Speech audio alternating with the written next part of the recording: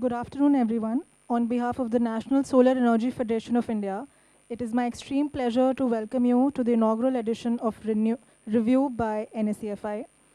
Review is a monthly dialogue series conceived as a structured platform for high-impact, policy-relevant engagement at the intersection of research, policy, markets, and implementation. Each session here is anchored in a recently published author book on energy transition and climate action, using it as an intellectual foundation to examine how ideas translate into real-world decisions. Today's session is particularly special as it marks both the launch and discussion of Energy for Billions, India's turnaround, and the world's future, and the formal launch of the review series itself. This inaugural session is organized by NSEFI with collaboration of ORF America and Bluecraft Digital Foundation. We are grateful to both the institutions for partnering with us for this dialogue. Energy for Billions examines India's energy transformation through the dual lenses of development and decarbonization. It asks a central question that sits at the heart of the India's transition. How does the country ensure reliable, affordable energy access for billions, while simultaneously assuming global leadership in climate action? This book explores India's policy choices on energy access, clean energy deployment, industrial growth, governance, and international cooperation, and how these choices will shape India's not just future, but also global outcomes. Having set the context for today's dialogue, I would now like to request for the formal launch of the book. May I now request all our extremely distinguished speakers to please join us on the panel. Mr. Deepak Gupta, retired IS, Honor Director General, National Solar Energy Federation of India, former Secretary, Ministry of New and Renewable Energy, and former Chairman, UPSC. Dr. Ajay Mathur, Professor of Practice, IIT Delhi, former Director General, Bureau of Energy Efficiency, former Director General, International Solar Alliance. Mr. 𝐷𝐿 Gadgil, Deputy Ambassador, Royal Norwegian Embassy, New Delhi. Ms. Anita George, Chief Executive Officer, Prosper ET, former Senior Director, Energy, the World Bank. Ms. Shruti Khurana, Senior Vice President, Bluecraft Digital Foundation. And not the least, Dr. Piyush Verma, whose book we are launching today. To set the context, I would now like to invite on stage Mr. Subramaniam Polipaka, CEO NSEFI, to please kindly set the context for the day.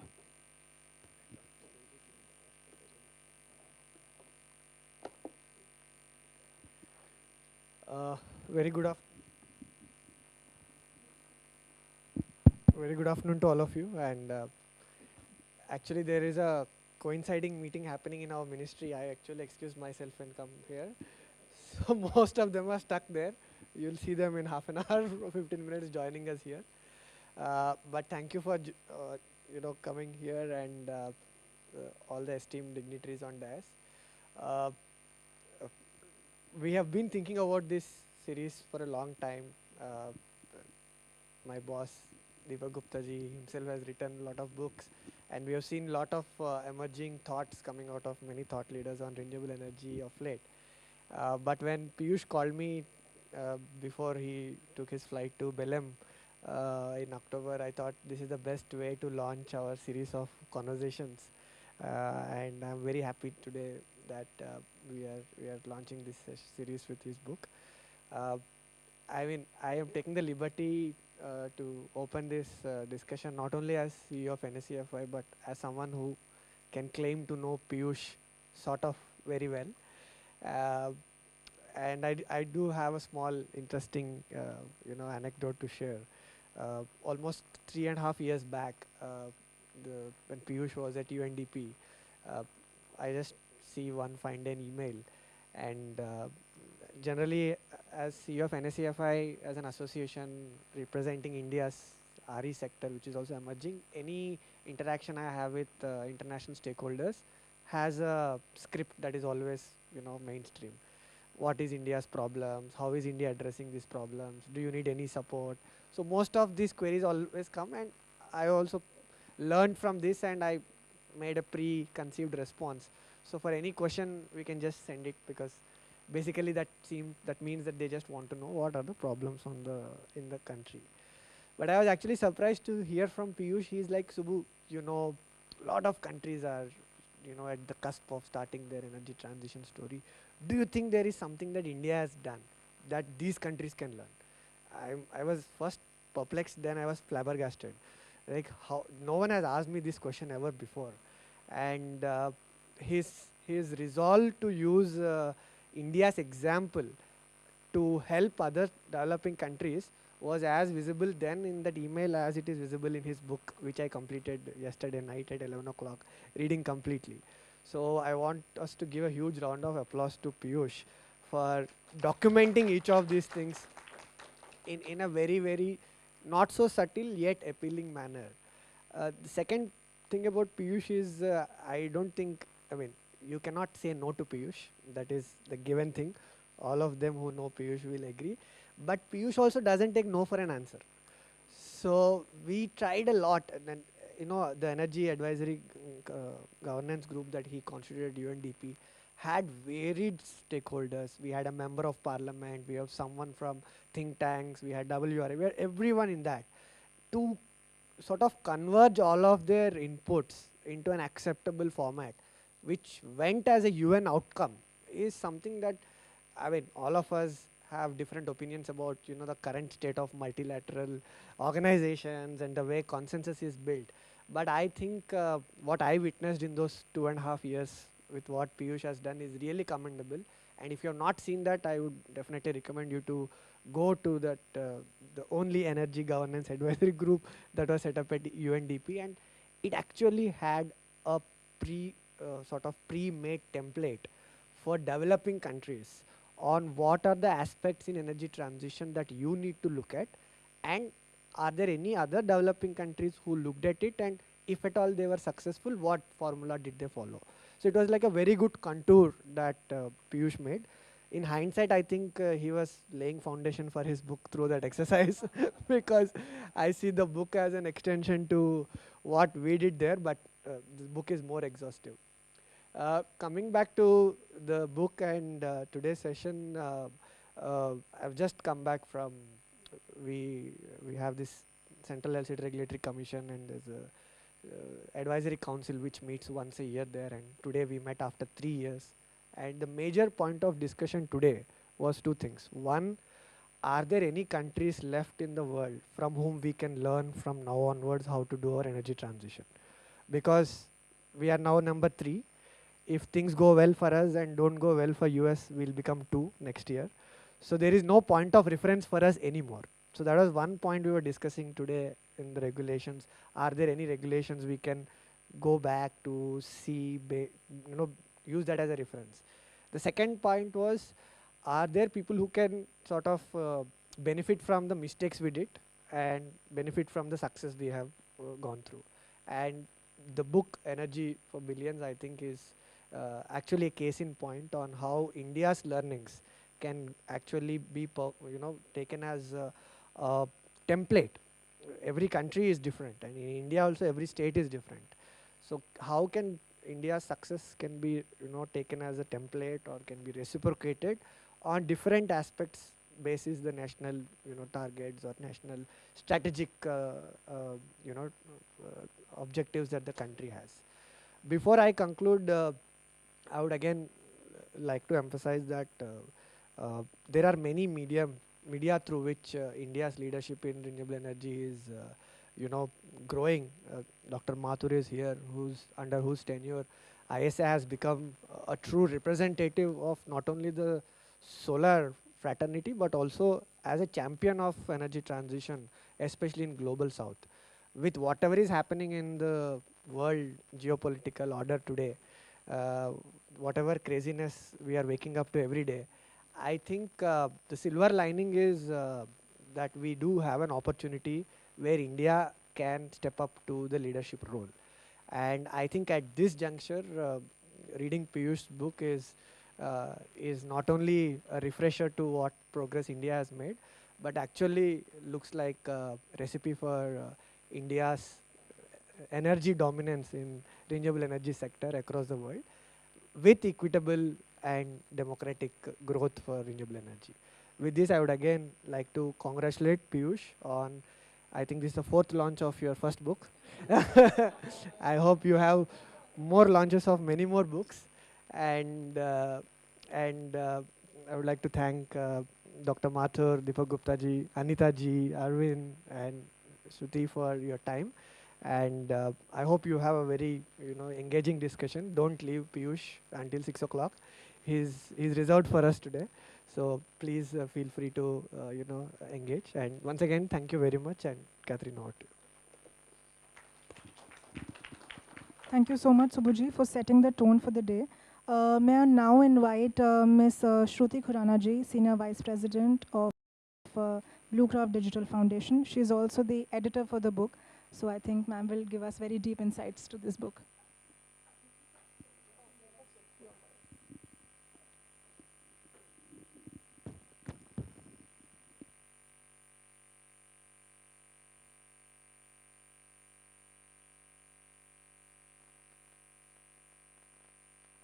Yeah. Oh, okay. All right. So, good afternoon, ladies and gentlemen, dear fellow visionaries in the room, and all my dear friends and my team. Imagine a boy in a small home in Lar, in an underdeveloped corner of eastern Uttar Pradesh, studying in a dim, flickering glow of a kerosene lamp. The soot stings his eyes, the smoke chokes his throat, and the darkness outside mirrors the shadows of poverty within. Nights stretch long, not with the hum of electricity, but with the quiet resolve of a child dreaming beyond his circumstances. That boy, that little boy, fueled with nothing but perseverance and the faint light of hope, grows into a man who not only escapes the darkness, but dedicates his life to banishing it for billions.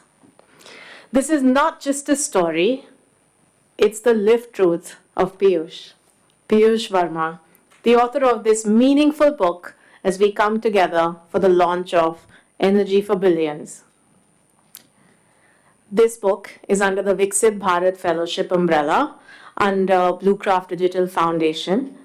And the goal of this fellowship is to document India's fundamental rise in the last 10 years under Prime Minister Narendra Modi's leadership across different domains, and in the context of this book, renewable energy.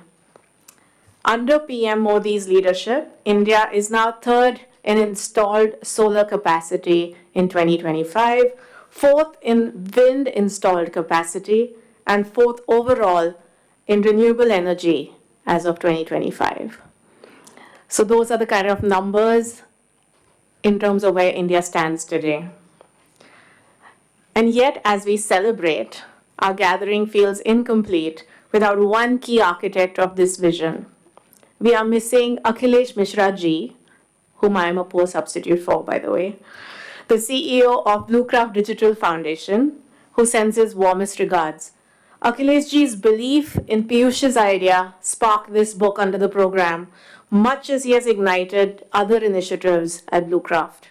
His regret at not being here only underscores the commitment to his work.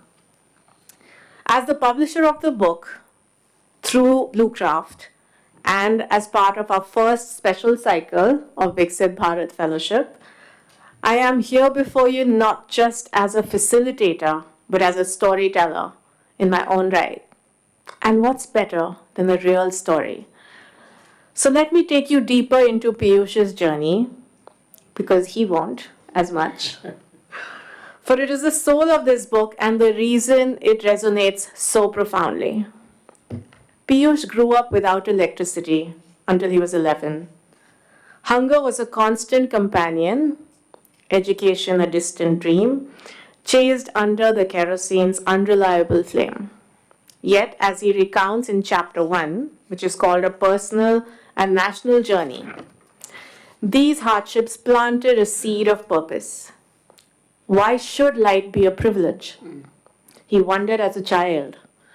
A question that propelled him from rural Uttar Pradesh to global stages, from engineering in India to PhD research in New Zealand, from advising Pacific Island nations on sustainable energy to shaping UN policies. His path mirrors that of India's, from energy scarcity in the 2000s, when only 60% of the population had access, to the triumph of universal electrification by 2025. Piyush's story is India's story of resilience born from adversity, of turning what if into what is today. So, what does this book do, you might ask?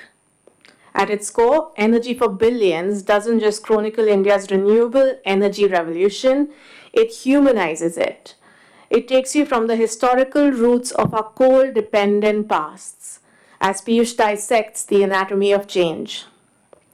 How today solar parks in Rajasthan's deserts and wind farms along Tamil Nadu's coasts aren't mere infrastructure.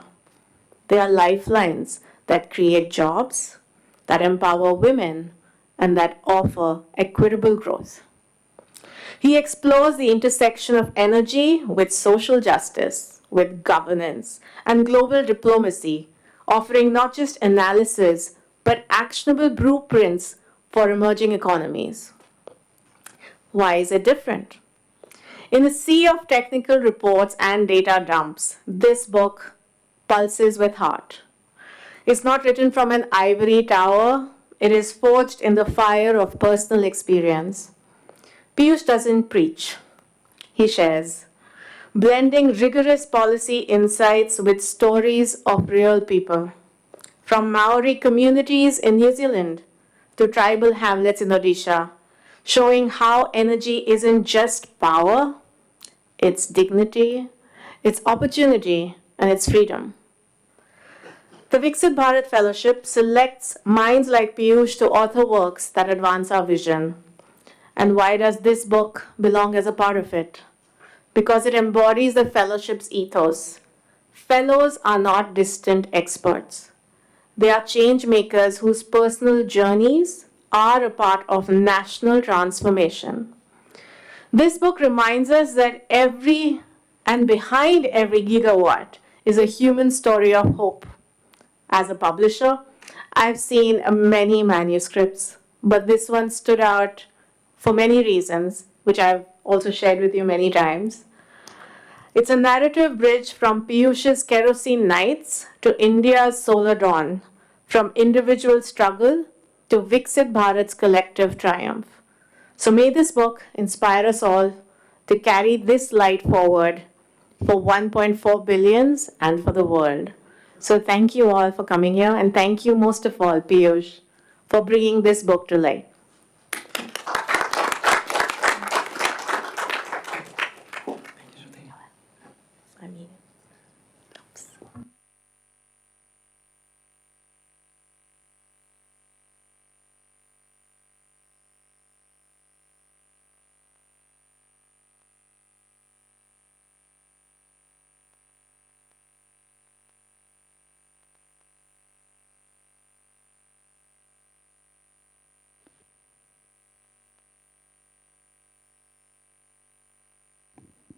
Hello.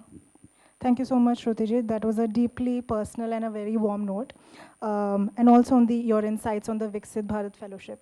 To now formally commence this session, I would like to request our esteemed panelists to officially launch the book and set the tone for the day.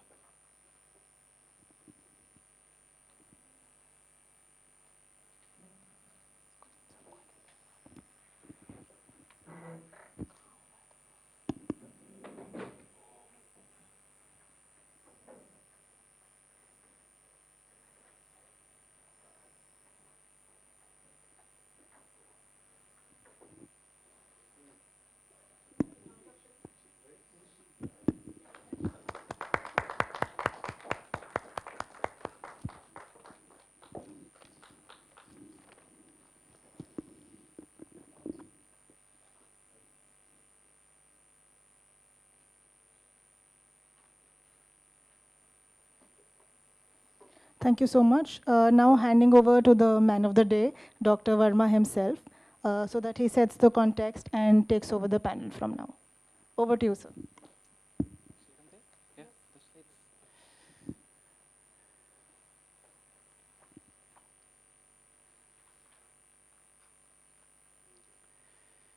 Thank you, Catherine. And I feel so humbled today after sharing this story. Thank you, Shruti, for the kind introduction. And Subbu, thanks so much for all the anecdotes. And I know I think, one of the strengths now that you share that you cannot say no to me. So maybe that is that is my strength now. Yeah. First of all, I wanted to thank. It has been a long journey, as you just heard, and maybe I'll share a bit more why I wrote this book, why this was a really, really important project for me, why I made the submission, when I saw the 𝐕𝐈𝐄 Bharat Fellowship, and why I made submitted the proposal to write this book.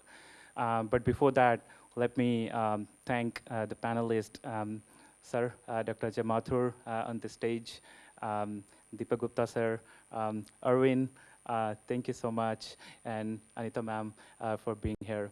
And Shruti, I know we have been, I don't know how many WhatsApp messages on the book editing, and and with the team here with the Riddhi and Vasundhara. So Riddhi, Vasundhara, and Shruti have been, I don't know how many WhatsApp chats and emails, and for the last 1 year, we have been kind of editing books several rounds. So thank you so much for all the support. Let me start with maybe a few things first. Shruti shared the story a bit, but when I started my journey from living without electricity, studying in the kerosene oil, many nights there was no even kerosene oil because, kerosene oil, there was a subsidy from the kerosene oil which you used to get on the ration card. By the time the subsidy used to reach from Delhi to that rural town like Lar, where I come from, the Devariya district in the Western UP, it was nothing. If it was reaching, it was sold in the black, the kerosene oil was sold in the black market. So many nights we did not have even kerosene oil, to study, and my parents used to say, okay, we don't have, enough money to buy it. The kerosene oil, I still remember that it used to be glass chimney, and the glass chimney, every time you have to kind of wash it because it collects the black carbon, and you have to put your hands to clean the glass chimney. And I used to cut my hands like almost every day. I was not a good cleaner maybe for the glasses.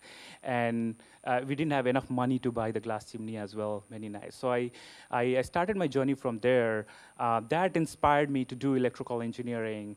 But after electrical engineering, I thought, okay, it's maybe to produce more electrical engineers. So my very first job was teaching electrical engineering in Dehradun, in Uttarakhand. I did teaching 2 years, and then I decided to move to industry.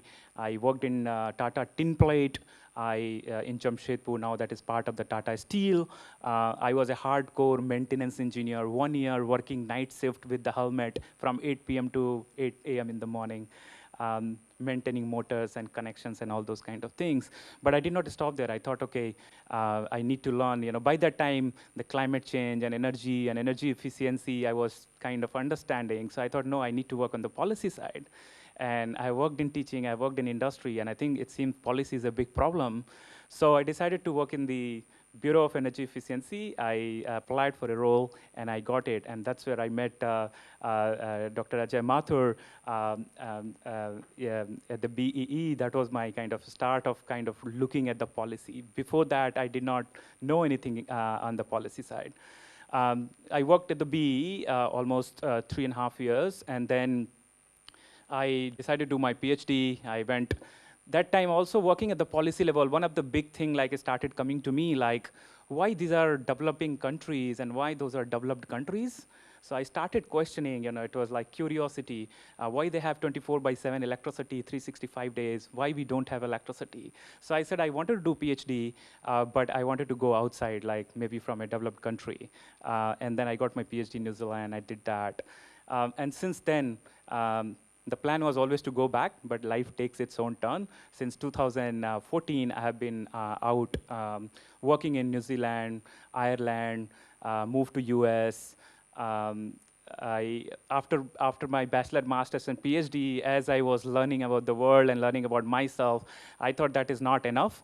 I need maybe another degree to understand the public policy and public administration. So I ended up going to Harvard. I did another master's in public administration, and then came to the UN, which Shruti was talking about, and Subbu was mentioning about the UNDP. So that has been the journey.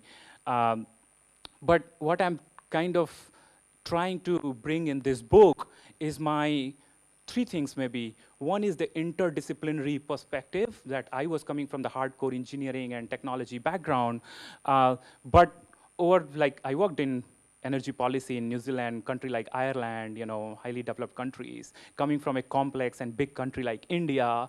In between, I also had the chance to go to very, very small countries like Vanuatu, in the Pacific island, there is already a prediction that country will go below sea level by 2030 or something. It is coming since last decade. I also had a chance to go to a very small island country like Niue. I was sent as a chief technical advisor from UNDP, only 60-kilometer island, 1,600 people. I was working in that country, for almost 6 months. So those experiences, how it feels like going to a small island country that they know that they're going to maybe sink, and they know that energy policy and renewable energy and energy efficiency we need to do, but that will help maybe, I don't know, maybe another century, the result will come in terms of the climate impact that we are seeing. So the question was always what we need to do now, right? Tell us now. So those kind of experiences, Indian experiences, and then working in developed countries, US and all. So I have tried to bring this interdisciplinary perspective, also the intersectoral perspective that I said, in terms of working in academia, industry, and government, and then working in these different countries. So that's what I'm kind of, I have tried to bring together in this book. So the book brings 4 kind of key aspects.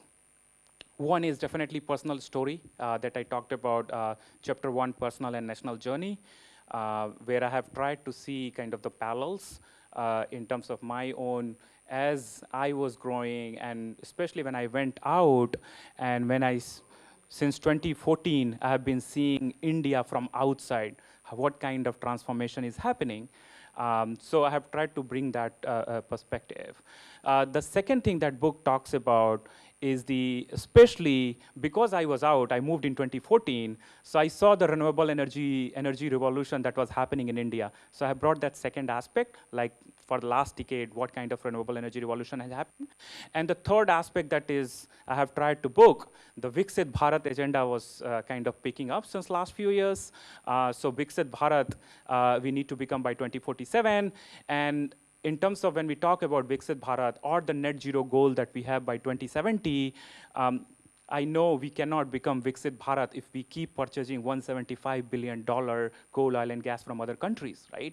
We are dependent on other countries, and every year $175 billion worth of energy we are purchasing.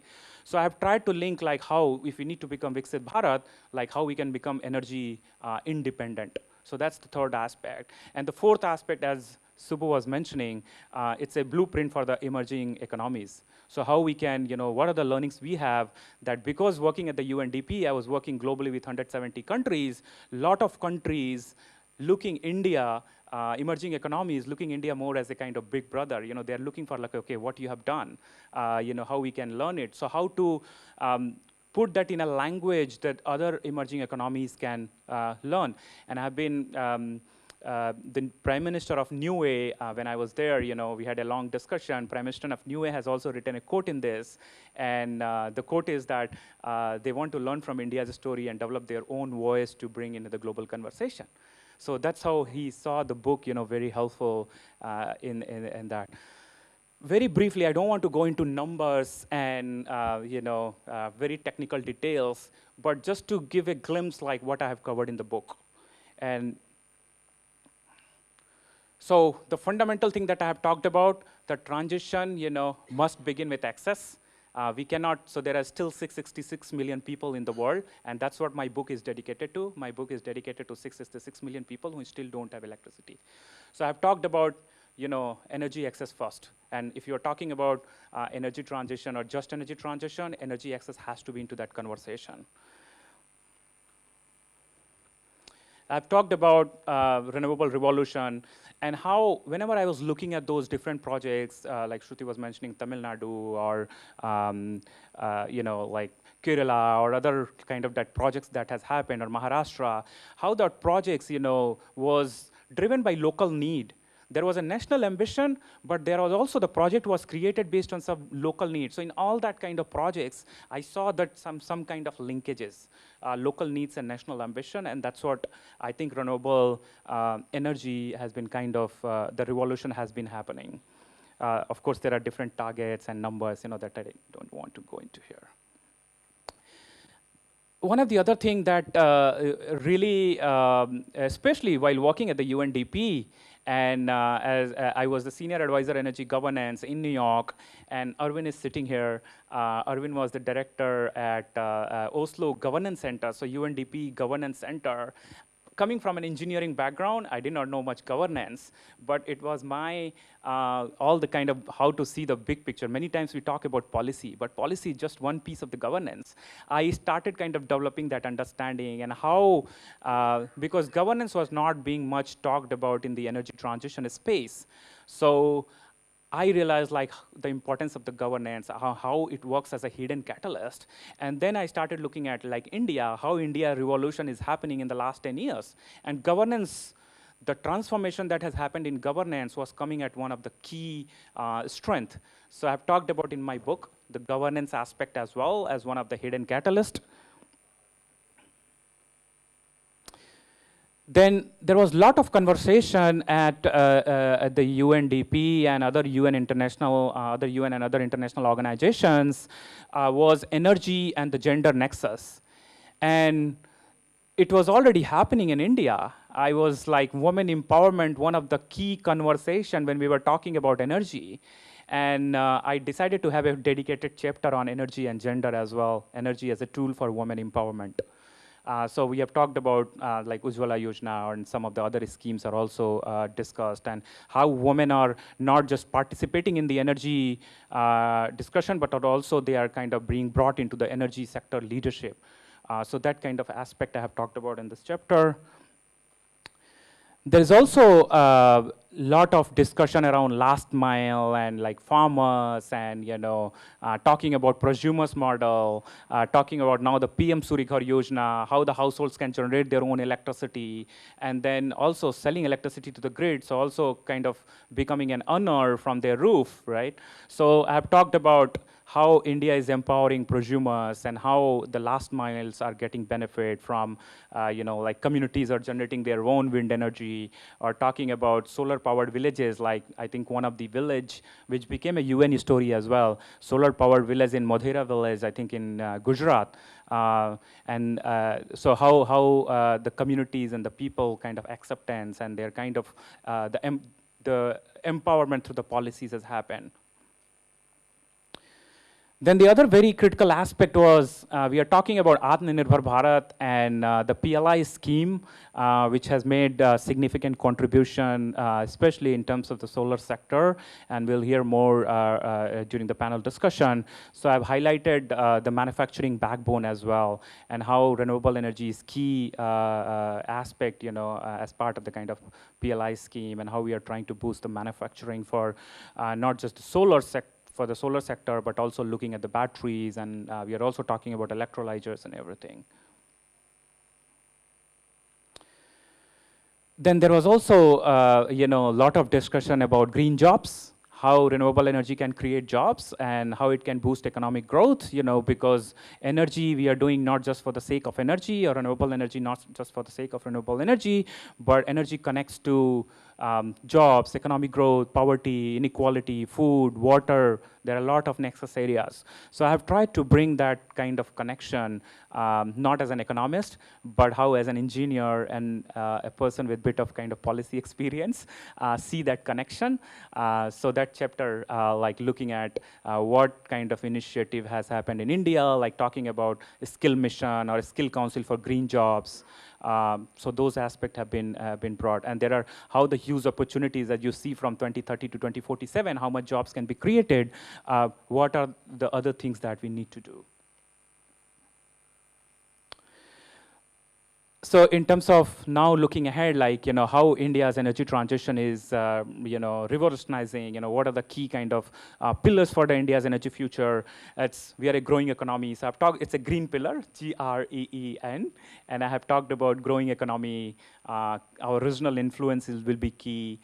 Talking about the empowered population, we have a lot of youth population and how youth is adopting the technology and how that the technology adoption among the youth population can be an enabler for the accelerating the energy transition.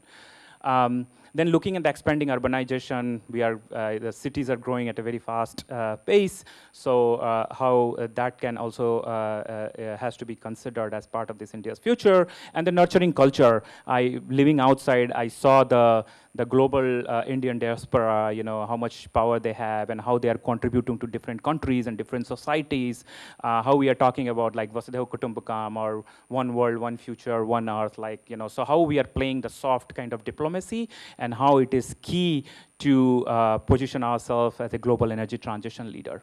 So this is the kind of the pillars that I have talked about. There's a dedicated chapter on which Subbu was mentioning, also as a playbook for the Global South. So what is the blueprint? What are the India's experience? I'm not saying we need to directly replicate it, but there are several learnings, that can be customized and applied in Africa, Sub-Saharan Africa, Latin America, many other kind of regions. So I've talked about from these our experiences, what are some of the things that can be considered. And then finally, I end the book with strategic pillars for 2047 and 2070. And it took a lot of time for me to think about like how I want to do this, because sometimes, for example, 2047, we are talking about 𝑉કસિત Bharat. And for me, the 𝑉કસિત Bharat, looking from the energy perspective, it's the energy independence is key, right? But when we are talking about 2070, it's the net zero goal, right? Carbon and the CO2 emission reduction that we talk about, right? How we can become net zero. But when I was thinking like, okay, what are the pathways, that captures like 2047 and 2070, there should not be two different pathways. What are the key technologies and key policy options, key focus areas that need to be considered? So I put that into, for example, you're looking at the frontier technologies for decarbonization. Maybe, for example, deep decarbonization, we are talking about heavy industries, because that is the hardest part, hard to abate sector that we call it, like steel, cement, aluminum. So maybe we need to focus on that. Maybe hydrogen, CCUS, and those kind of technologies will come. Energy efficiency is one of the first one that I have talked about. Grid modernization, energy storage. I've also talked about electric mobility. Digital is key. Now India has that unified energy interface we are talking about now. So how it's like similar to UPI model. So that will also be key. And then I've also brought the finance and nature and people. So this is the kind of key pillars that I have given, and where I close my thoughts in the book. Book was globally launched at COP30 in Belém, and that's the picture from there. And now we are having the launch here. But let me take this kind of opportunity. This has either writing this book or my own personal journey has not been an easy, especially coming from that rural background where education was also a very difficult aspect. I've also seen that, in my childhood, like where I studied, there was a lot of rod-based learning. So as I grew, it wasn't easy to think through because your brain gets like trained like that, right? So accordingly, when I was growing in my journey, I had to work much harder in the later part of the life to develop my kind of ability to connect dots, to see the big picture. And that's what, but so in this journey, there are so many people have kind of supported. It's you know, from my own family to supervisors to professors, and I want to thank everyone today who have supported in this journey and where I am now today with this book. And especially I wanted to acknowledge, you know, Ajay Mathur sir is here, who has been, I was in the Director General office for 1.5 years, and the kind of exposure that I got working directly with sir in terms of not just one scheme, but there was 18 national energy efficiency programs, and coordinating and you know, reading those kind of materials, understanding, and also there was a scheme like Perform, Achieve, and Trade, and you know, under the National Mission for Enhanced Energy Efficiency. So coordinating that program, reporting to, I still remember the 31st March 2012 was the PAT scheme kind of launch, and the coordination and everything, how much kind of learning I got. And since then, since I left BE in 2014, and sir has been supportive throughout this journey on extraordinary support and mentorship that I have got. Also, I wanted to acknowledge, you know, I see some familiar faces. Ashok sir is here. You know, sir has been, of course, that time when I was looking for my PhD and I wanted to go outside, lot of support I got, lot of mentorship I got. So, sir, thank you so much during my B time. Dr. Sandeep Garg is also here. Sir, thank you so much for your guidance and support during that journey. I also wanted to say that this work that I have brought in, lot of this, I have tried to see the kind of connect different dots, you know, bring a systemic thinking, connect my lived experiences. But I have pulled a lot of information and data from the work that has already been done, right? So a lot of think tanks are here who are already doing good work. So I also wanted to acknowledge the support, support from that. Also, I wanted to acknowledge that my dad is here in the room, who is witnessing this moment. And I really thank him for all his support, and during a very, very difficult time, very difficult life journey. So he came from LAR to just to attend this, and I thought, because I'm on a very busy schedule, so I wasn't able to go home. So my dad came here, and yeah, to witness this. So. So with that, I just want to say thank you to NSEFI for Subbu and Catherine and all the team for putting everything together. You know, for you have done the big lifting. I'm just here to talk about. But also ORF America, my colleagues who have done, you know, since ORF America I joined in July, and since then, and I was, after joining the ORF America, the COP was coming up, and I like speed up to finish the work. So a lot of support from ORF America I have got. So I wanted to thank my colleagues at ORF as well. And also finally, the publisher, the Blue Craft Digital Foundation, and Shruti, and Vashundra, and Riddhi, and finally 𝐂𝐨𝐧𝐯, who have made this possible, because yeah, launching the book at COP, and you know, racing that, you know, we can meet the deadline was so hard. And finally, I'm thankful that Shri 𝐵𝒆 𝐺𝐺𝐽, our Minister of Commerce, who I was really inspired, because when he was energy minister, a lot of stories I have talked about. So I requested to write the foreword for the book, and he kindly agreed. Along with, I have got almost 18 or 20 you know, quotes in the book from national and international leaders. So I thank everyone today. Thank you so much, my friends and supporters who are in the room today. Thank you all.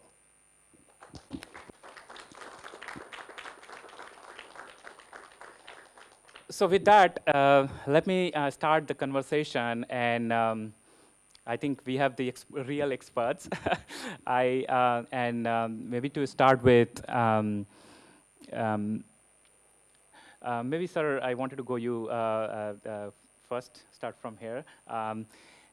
Just in terms of, so I've talked about in the book in terms solar revolution and how, especially in terms of the National Solar Mission, the ISA, and how the solar has been kind of booming. The institutional mechanism came in, the vision came in, the policy came in. But domestic deployment is one thing, and the global kind of leadership one thing.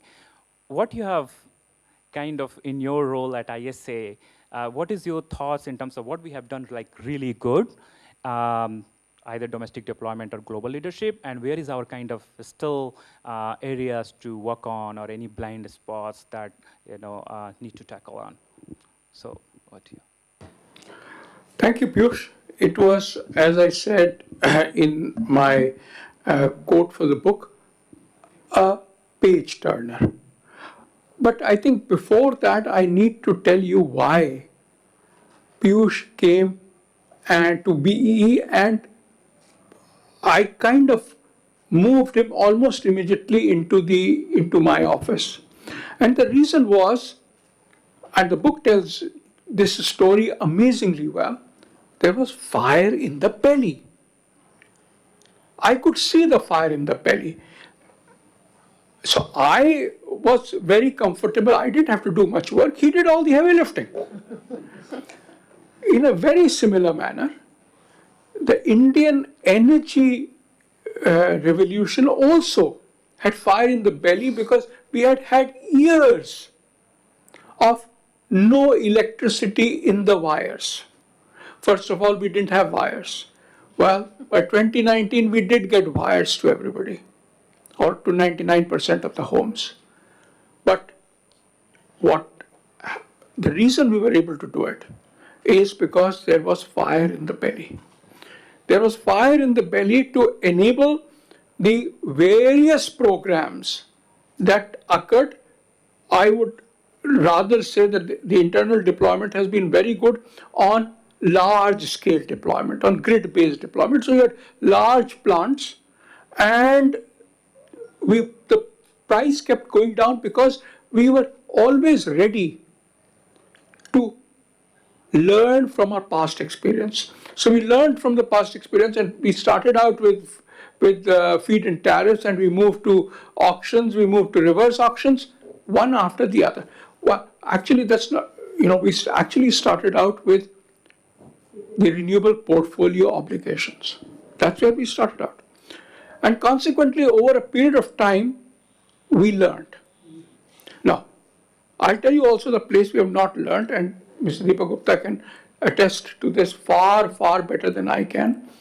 We have not been able to deploy systems, solar systems, which are decentralized. We did succeed in solar, but have we succeeded in other sources? Biomass? No, we haven't. So there is a lot that remains to be learned. Yes, we have got huge successes, but there's also a lot of learning to be done. Now, the kind of learning that we did, we obviously used a lot of the kinds of political pressures that were put on the system.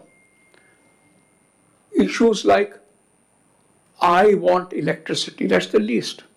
But the fact that at the same time, if you wanted electricity, it could be done very easily by importing a lot of energy. No, we wanted to use indigenous sources. So we first used coal. Then when we started importing coal as well, we said, can we move to solar and wind? Solar and wind were expensive. And therefore this process which we used of bringing the prices down.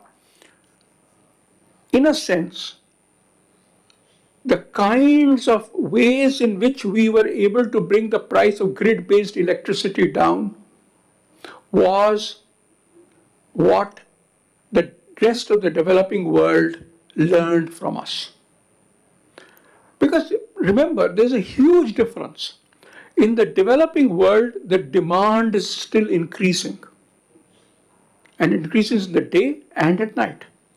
In the developed countries, you can meet the electricity demand during the day with solar, which is the least cost electricity. And during night, whatever exists, whether it is hydro or whether it is nuclear or whether it is gas or coal, there's adequate capacity, it meets the demand. This made it very difficult. So, for example, I remember distribution companies coming and asking me, not one, but several. And they said, you want us to set up solar? What will happen at night? Do I set up coal for the night? If I set up coal for the night, then it will meet my needs during the day as well. Why do I need to do two? Unanswerable question. Till the point 2 years ago, when we first were able, through a series of tenders, we were able to get a price of electricity for round-the-clock renewables, solar, wind, plus storage, which was less than the cost of new coal that was being put up. And therefore that changed, in my view, it changed the policy dialogue. It changed it to, do we have enough land? Do we have enough transmission lines? Do we have enough investment money so that the cost of electricity can be less? These are the kinds of questions that make sense to other developing countries. And therefore, we need to they learn from our experience. All the problems are not exactly as they happened in India. For example, the problems in NSEFI or Vanuatu are very, very different. But the political process of that happening is similar. It is, both for Piyush and for the country, it is the fire in the belly.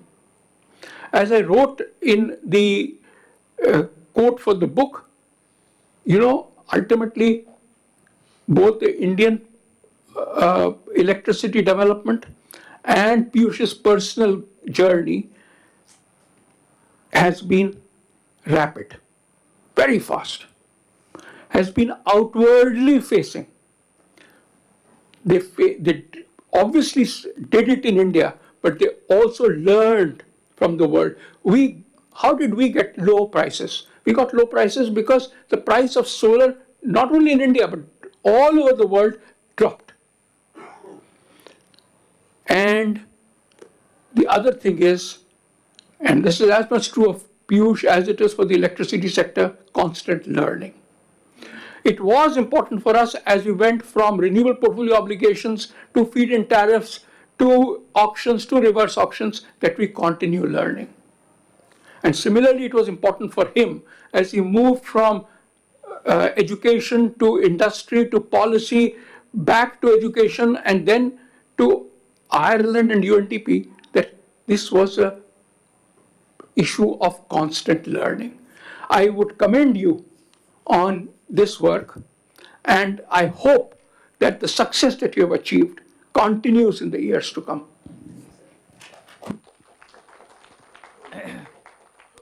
Thank you so much, sir, for your kind words, and also bringing the really systemic perspective, the land and the finance and other kind of critical aspect when we are talking about solar journey, and definitely a lot of learning and a lot of other countries can learn from India on this. So thanks for highlighting that.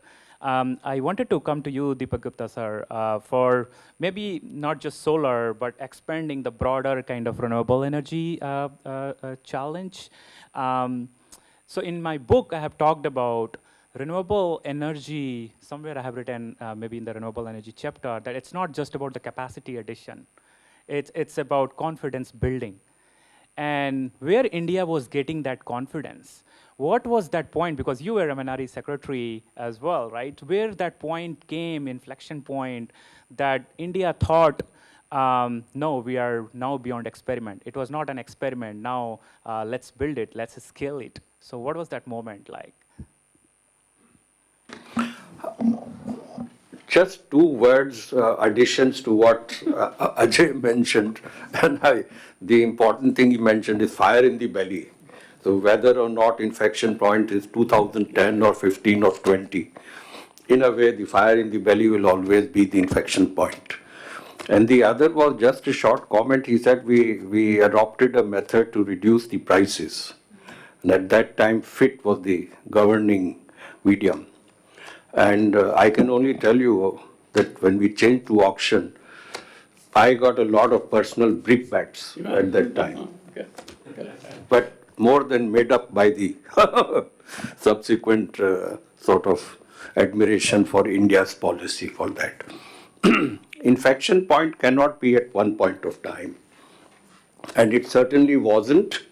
At the time we started the solar mission, it was an experiment at that time. And I happened to join MNRE just after that climate change plans were made, so I was very thrilled. But we were, my colleagues at that time used to ask me, what are you doing, this solar, what is it? You are wasting your time and all that. But anyway, I think it's a trend. And 2 or 3 things happened over the next few years. One was that the discussion about phasing or down coal or whatever in the international scenario really tell people that coal has to have a short life. So we have to look for alternatives. And then, in spite of the euphoria of the Indo-nuclear deal in 2008, nothing had happened over the decade. So nuclear power is also not going to come. Now, what then is the alternative? Then solar and wind is limited, hydro is limited. So what then is the alternative? So everybody now started thinking, yes, solar is the alternative. And then for solar, 2 things happened. That was the dramatic cost reduction, which nobody could have imagined. When, we were drafting the National Solar Mission, we were planning a timeline, targets, deployment, at high cost, what to do. Then we used to think, if and when grid parity comes, that is the time solar can take off. But then that takeoff also for limited quantities. When now we started thinking 500 gigawatts, 1000 gigawatts, I believe 2047 will probably need over 2000 gigawatts. So in that 10 decade up till around that time, 2015, 16, 17, add all the years. So I think that is the real inflection point. And 2 other things happened. You are now getting possibilities of storage. And Ajay mentioned about the cost with storage coming down from fossil fuel plants. And also, which I believe, the capacity to put solar is unlimited in India, unlimited. So there is no constraint. So a lot of people talking about land is a big constraint. No, that I will tell you when you ask me the question about that. Because that is now become my agenda. Yeah. But for the inflection point, this is what happened. And I think the whole world has changed. Of course, it has changed dramatically since I was secretary. And in the last 2-3 years, it has even changed more dramatically. And we really don't know where we are going. So, but solar will remain and will become the dominant energy source, certainly for India and for much of the developing world. And I'll talk about bioenergy in the next round. Thank you, sir. And certainly, I think with the solar, there are a lot of interest from other emerging economies. Like, for example, NUA, the Prime Minister was very much interested to do some kind of cooperation on especially solar with India. So a lot of not just the bigger emerging economies, the small island states are also looking at India in terms of kind of solar revolution. I think that India's leadership will not come from solar manufacturing or battery manufacturing. We have lost that race. It will come from deployment models, Policy models. which the whole developing world can copy. So we have to experiment, we have to learn, and then we have to disseminate. Yeah. I think that will happen, and that should happen. Yeah. Thank you so much, sir. Arvind, I wanted to come to you, and I have seen you, you might have different kind of expertise, but I have seen you more as a governance expert, global governance kind of, you've been leading that program, and energy has been coming now as a big one, in terms of like when we are talking about governance aspect. Technology has been kind of being discussed as well, but the technology, I think in terms of the implementation, especially when we are talking about effective implementation of renewable technologies, governance has a critical role to play. You have been working globally. I know now you recently moved to India, so maybe you are following India's energy transition as well. What are your thoughts in terms of maybe some of the global, other countries are connecting energy and governance aspect, but in terms of like your experience in India now, like what India has done really well in terms of last decade that can be kind of replicated, or maybe some of the learnings can be given to other countries. So over to you. Well, thanks so much, Piyush. I don't feel I'm an expert in anything except for pretending to be an expert, which is an expertise, I can tell you that. They mention all the generalists are also like this. Yes, exactly. So you can box me in the generalist box. No, and Piyush, I just want to start by saying congratulations again. It is a monumental effort that you've managed to pull off. But I'm almost more inclined to say congratulations to your editor, because there is a gamble. Very rarely do you see a successful combination of a personal story and a technical message. And I think that's what you managed to do here in a way that is quite unique. But it's very fitting because, as the other panelists have touched upon it, there are some synchronicity between your story and the story of the energy transition or revolution in this country. So congratulations to the editors for gambling on Piyush. I think it turned out to be a good gamble.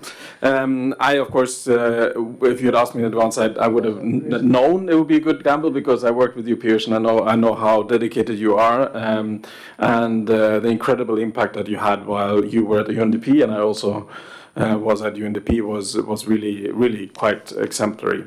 Now.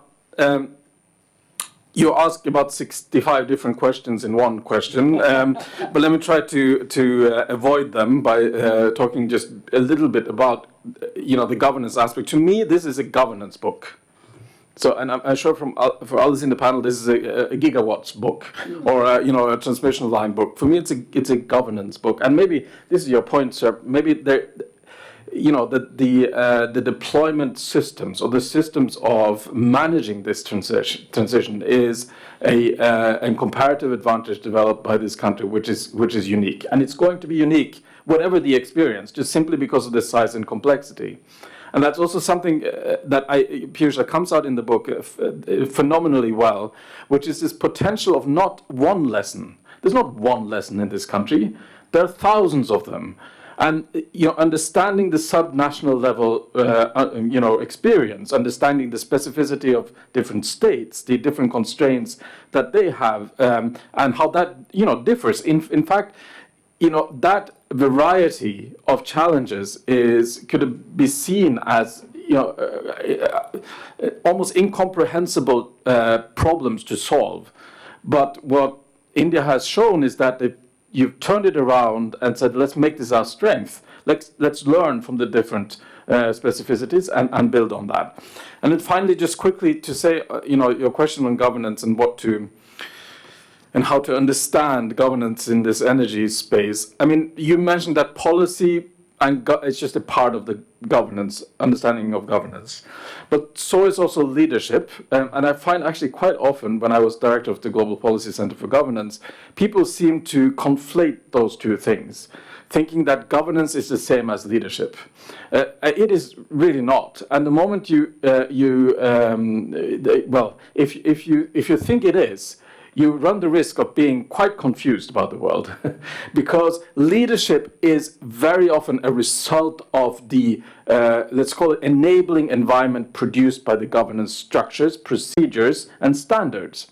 And this sounds a bit, maybe too complicated, but the point is really that if you're not able to focus on processes, standards, and institutions, and just keep thinking about the leadership quality or the leadership factor, we will miss out on the big story and focus more on the small story. Of course, you cannot have this kind of revolution without leadership, but also you cannot have leadership without the governance structures in place. Now, I'm talking very generally here, but I think, and it comes from the book, I love how you, at some point, I can't remember the exact sentence, but you said something like, this is a story of national policy meeting local innovation. And I think that was, to me, perhaps one of the most powerful sentences in the book, because your explicit appeal to all of us to understand that the systems of governance that are designed, regardless of country or context, need to allow for both those things to happen, or three things. Leadership at a very high abstraction level, national policy creation with accountability, credibility, and transparency, but also local space for local innovation and maneuvering. Yeah, thanks. Thank you, Erwin. Very important aspect, the national policy and the local innovation. Yeah, definitely. I have also talked about somewhere. Also how you are talking about governance, very important. I think leadership. I haven't talked about much in the book with that kind of phrasing, but leadership is critical, as you said. I think that's where the things comes from. So thanks, Erwin. And I wanted to come to you, Anita ma'am. We have talked about a lot of things, but not money. And the money is, the finance is very, very critical aspect, who gets access, who doesn't, and how, having a lot of money and not having money, how does it impact? India has definitely accelerated its energy transition journey in terms of, especially the renewable energy journey. But where that, you see that energy transition finance was kind of key in this acceleration, or do you see that as also a challenge in terms of we are not able to do enough? But living outside, I also get a lot that India is like able to mobilize a lot of domestic climate finance, and other countries need to learn. So maybe something around this perspective, like, do you see any domestic success, and how we have been kind of doing on the finance part? Thank you, Piyush, and thank you for inviting me here. There are both Dr. Mathur and Mr. Deepak Gupta, people that we learned from and grew up in the solar sector while we were financing projects. So it's really a privilege to be on this panel along with Arvind and others. And thank you for your book, because as I was reading it, I thought if I were ever to write a book about the solar and renewable energy journey in India, it would be very similar to yours in that there's such a richness of experience that you've been able to capture, and the different threads that come together to make any sector successful. So, having worked in the World Bank Group and in IFC in particular, we as a team had the privilege of financing India's first commercial megawatt of solar. And that was back in 2009, when solar was still a very new technology. It existed in other parts of the world, but not really in emerging markets. And the big thing as financiers, and generally we tend to be very boring people because you look at numbers, and when you see that there are so many uncertainties and therefore risks. So back in 2009, the solar mission and solar policy was still evolving. The whole costs were very high compared to the incumbent, which was fossil fuel-based power. People said that solar was a fad, and it raised its head every few years, but then it would peter out, and so on and so forth. But there was something in the way the rest of the world was expanding in solar. Even those countries which did not have the kind of solar installation that India has, that convinced us as an organization that this was a good bet to take. And so we financed that first project, but had to do a lot of work with people in the government like Mr. Gupta and getting inspiration from the work that Dr. Mathur had done in BE and other, later in ISA as well, to really come up with what could financiers, where could we really deploy capital. So in that first instance, we had actually all the negatives that usually prevent financiers from coming forward. This was the first of its kind, early in the sector, too small. In fact, IFC's investment was $10 million, which normally would have been something like at least $25 million. So the global head of power as well as the global head of risk both went on record to say that we should not fund this project. Then came the evolution that both Dr. Mathur and Mr. Deepak Gupta spoke about. And I have to give a lot of credit to the government because, you know, it evolved the policies as the sector evolved. And therefore, from the first project we did, the tariff was 17 rupees, if I remember correctly. Came down to 14 something. Yes, in Gujarat, actually, it came down to 15, and Gujarat took a leadership role under the chief ministership of Prime Minister Modi. He sort of was convinced about solar before a lot of others were. And then we also saw that attracting capital, serious capital, equity, as well as debt financing, needed that track record of successful projects. So the initial projects we did, although small, was establishing that this could be a sector where projects can take off and where policy is coming into place, and that was critical. You know, you asked me this question of scale. I think without scale, we wouldn't see the success that we've seen for attracting capital into India's renewable energy sector.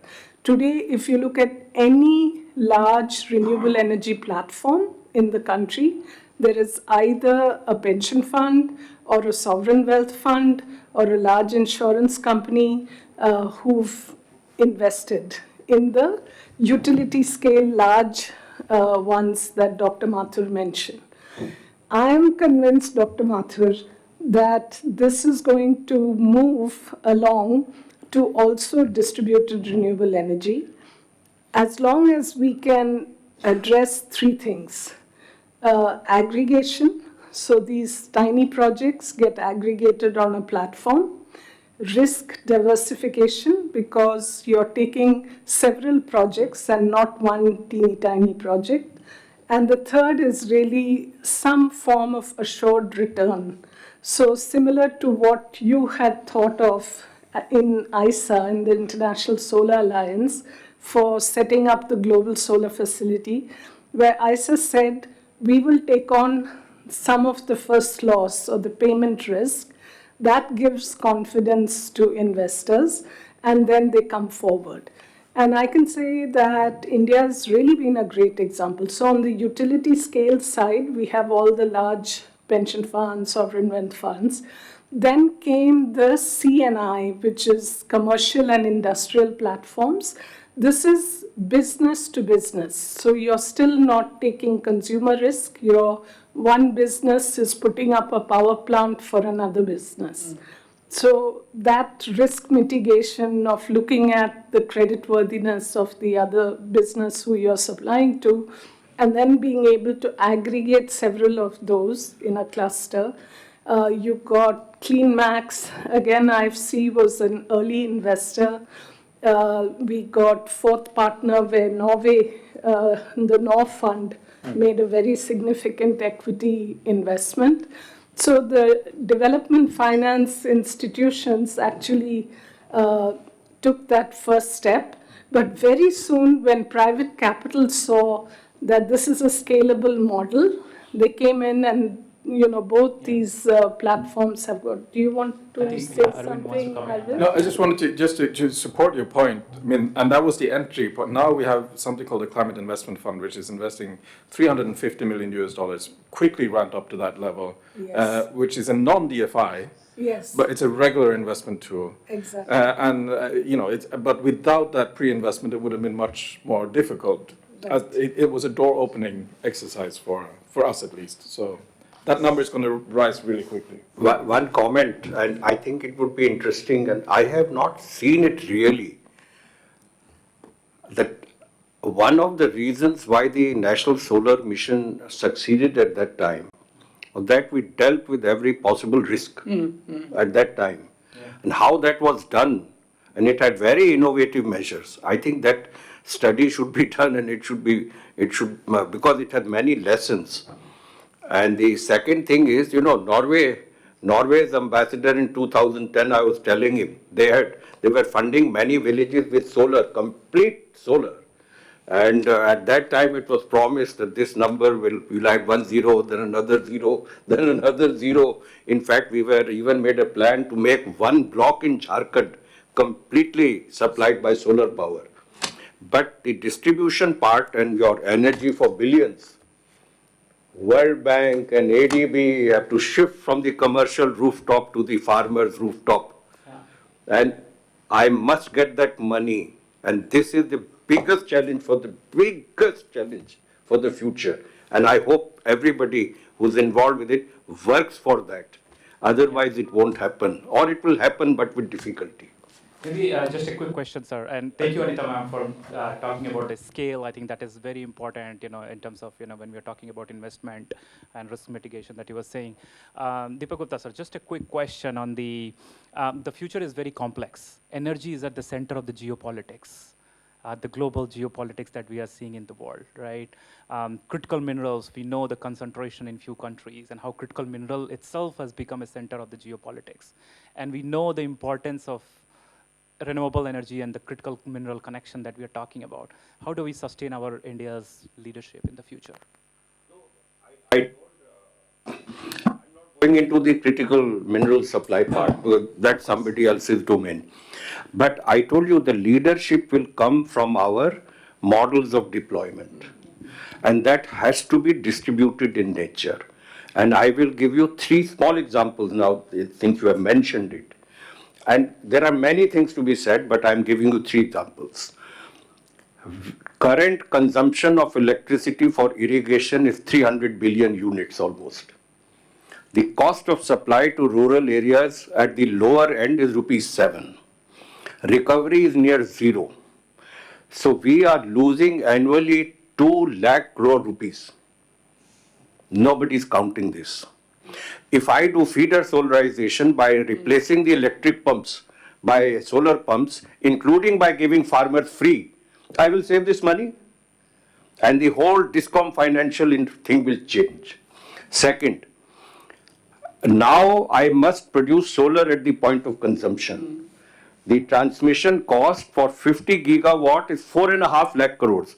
For 500 gigawatts, it will be 15 lakh crores interstate transmission.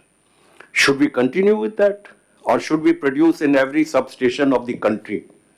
And if I produce there and I add some storage, either through battery for the peak of the daytime, plus some bioenergy electricity, simply through cow dung to provide 3 hours in the evening, I will produce possible conditions for a complete change in the rural economy by many enterprises, by post-harvest cold storage infrastructure, etc.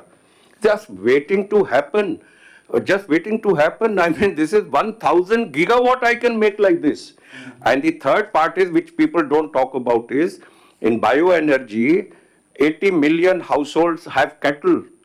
Even if I do 50% of them, and I have a simple household biogas plant, entrepreneur-led with a slurry plant, which model has been shown in Gujarat in a village Machkuva, I will save over 1 lakh of crores for subsidy for cooking gas. Farmer will save 8,000 rupees a month. I will save 25,000 crore subsidy for fertilizer, and I will improve soil health everywhere.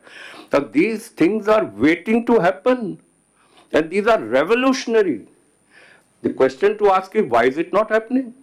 And how to make it possible? I think that should be the debate now. At least I am trying to persuade Subbu that our debate must be this. And we must find answers. And people like her have to help in this. So I could not agree more with you, Mr. Deepak Gupta. Really, what you're saying touches on the spot, right? It's the lack of finance. Just think about it. Who is going to come forward, right, to finance these projects in the rural area?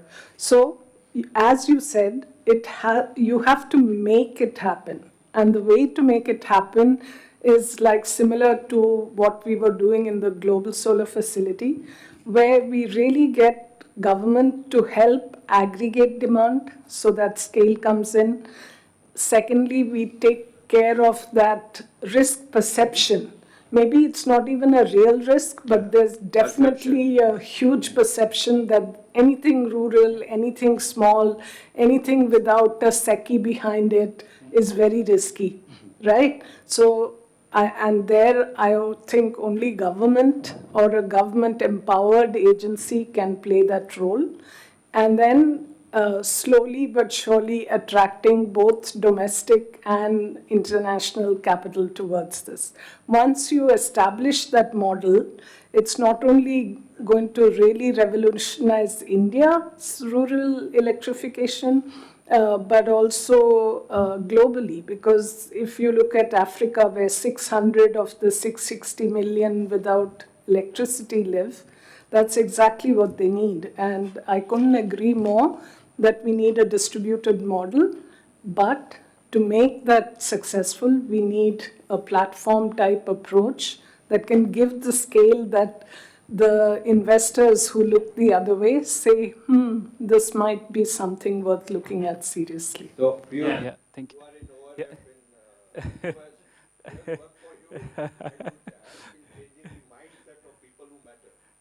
Yeah, Arvind, I wanted to come to you and then to Mathu sir finally before we open up for the question. A quick question on, there is a lot of news coming out. There is a vacuum in the world in terms of leadership. US has pulled out of, I think, 166 international organizations. There was a statement from German Chancellor just 2 days back that countries like India and Brazil should step up their game in terms of leadership, global leadership.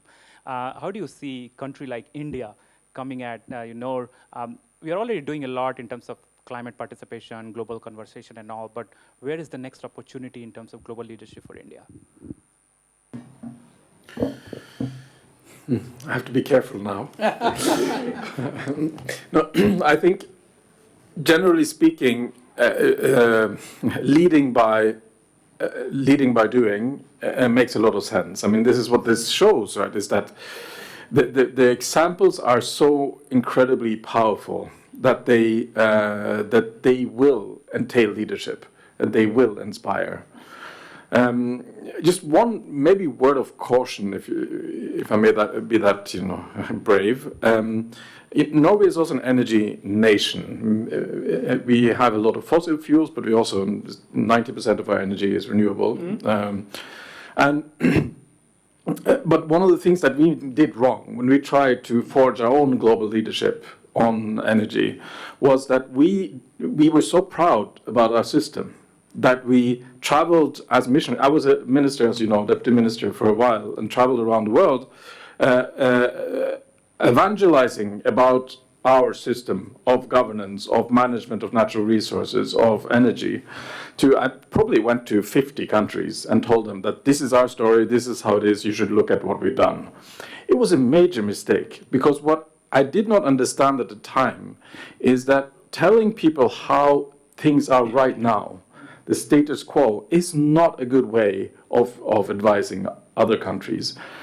Because what I did not say was that good policy and implementation solutions are always the result of conflict and friction. It's not a blueprint that just suddenly arrives from the sky. They are opposing interests that need in a constructive and organized way to meet each other to find a better solution where no one is really happy, but everyone agrees to tag along. That was the miracle of the Norwegian energy story, which is truly a miracle in its own right. It was not that we were leaders just through the presenting to the world a final setup as an ideal for everyone else to follow, but showing other countries that with the right type of political process, the right type of inclusion and accountability, the right type of friction and conflict, can lead to the best possible outcomes. And then finally, on global leadership for India, I mean, we have people here in the panel who know so much more about that than I, but what clearly is the case is that, you know, the time for Europe and North America to lead normatively on these issues of electrification and energy is gone. I mean, there's lots to still take from energy's story, but it was a different technological context, different political context, while the Indian story is a much more appealing one to many more countries. But again, I think it's worth thinking. The ISA is a really good example of how that can be done in a humble, open, constructive way, bringing Indian leadership to the world. And I think that's, you know, something to build on. But I think India should think even bigger. It should be even more hands-on, even larger scale. And I think in the end it may also benefit India beyond becoming a recognized global leader. Thank you, Arvind. Just final question to you, sir. I think I started my policy career with energy efficiency, and in the pathways that I've talked about in the book for 2047 or 2070, the first pillar that I've talked about, energy efficiency, is often invisible, but I think very, very critical whenever we talk about energy transition. Where do you see, because it's not the public and political imagination not get enough attention of energy efficiency, where do you see the next level of work we need on the energy efficiency side? Because talking about renewable energy is not enough. We need to talk energy efficiency at the same time. Piyush, this is a question that has often bothered me. So I look back at where has it been successful. And for example, many years ago, there used to be a solar lamp. By changing the incandescent bulb by an LED bulb, the electricity demand went down by an order of 10. The solar panels went down by an order of 8, and the price went down by an order of 6. It was energy efficiency which led. And, you know, in a sense, think of it this way. Can you see energy efficiency? You can't. How do I know whether this building is more energy efficient than that? How do I know whether this steel process is more energy efficient than that? I can't see. But I do know when is a building have renewable energy. I see the solar panels on top. I see a windmill. I believe that linking the two, as happened with the solar lamp, is when success occurs.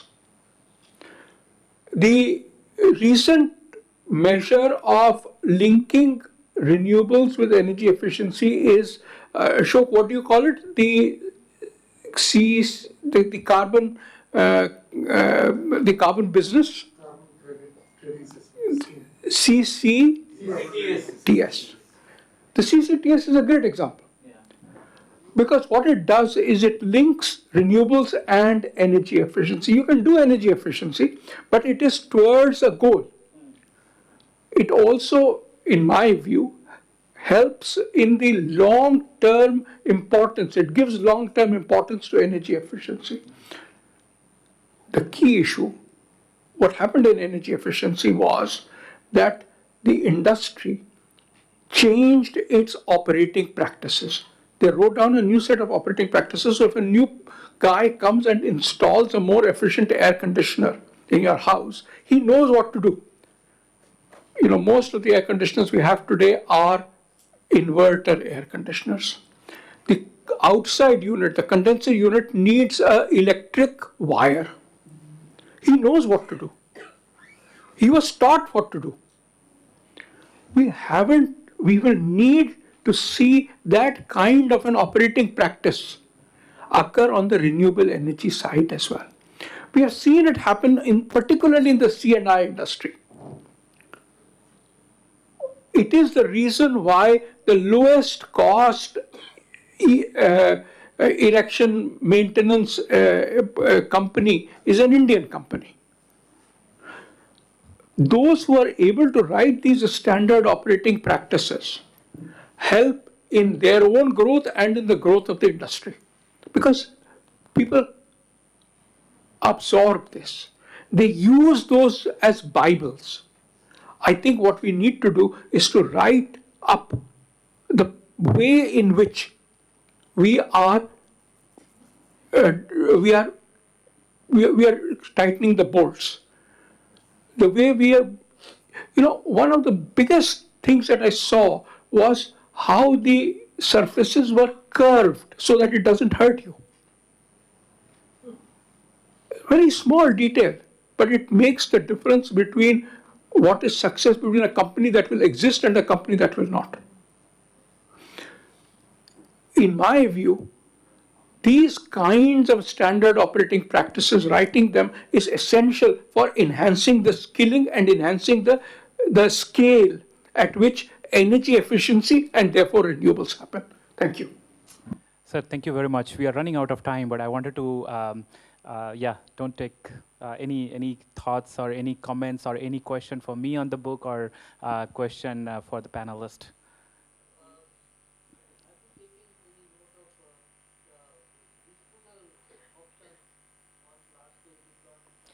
I have talked very briefly about circular economy aspect and waste management, e-waste management, but yeah, very briefly I have mentioned in the book.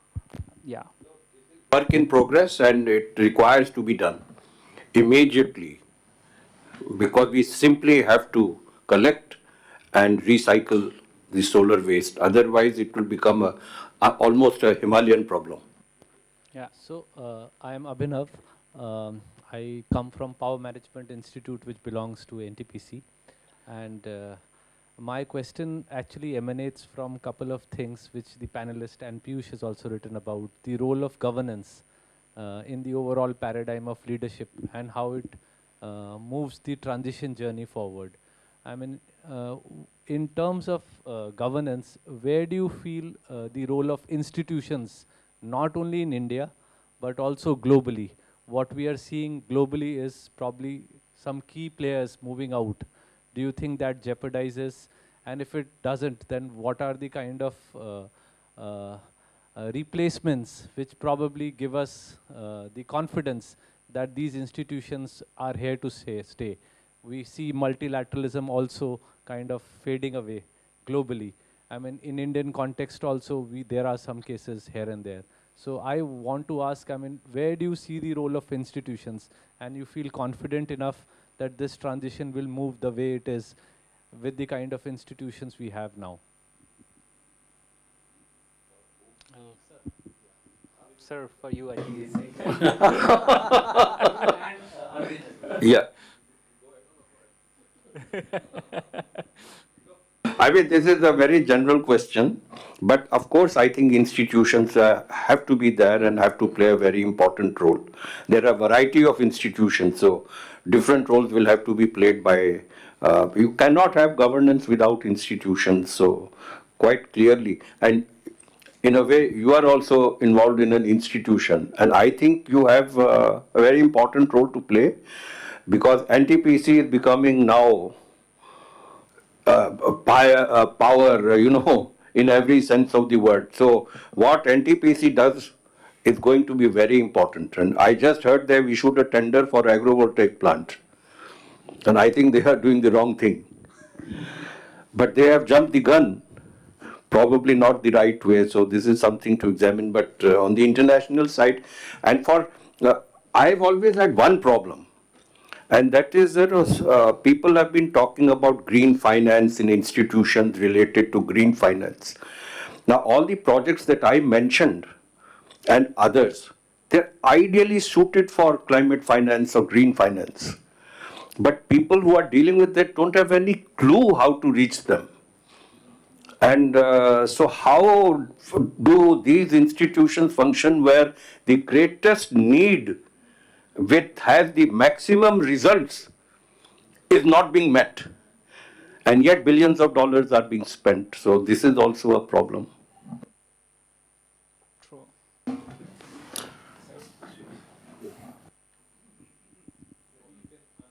Yeah, sure. Thanks for that, Abhinav. And I wanted to ask you a follow-up question. We'll do that. Great challenges there. But just to say, I mean, well, to abstract it even more, I think there is a deep, or more, there's a broader and broader understanding that the energy future of India is not only the energy future of India, it's the energy future of the world, right?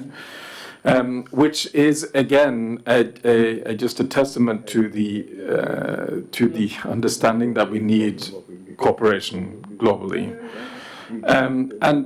What was mentioned here was the carbon trading scheme, for example. A global, ideally, in my mind, and I think generally speaking, in most countries who've studied this and tried to explore the alternatives, a global carbon trading scheme it could be an enormously important catalyst. But that's impossible without global institutions. You cannot get these things into place without global institutions. So however much they're theoretically great, it doesn't matter.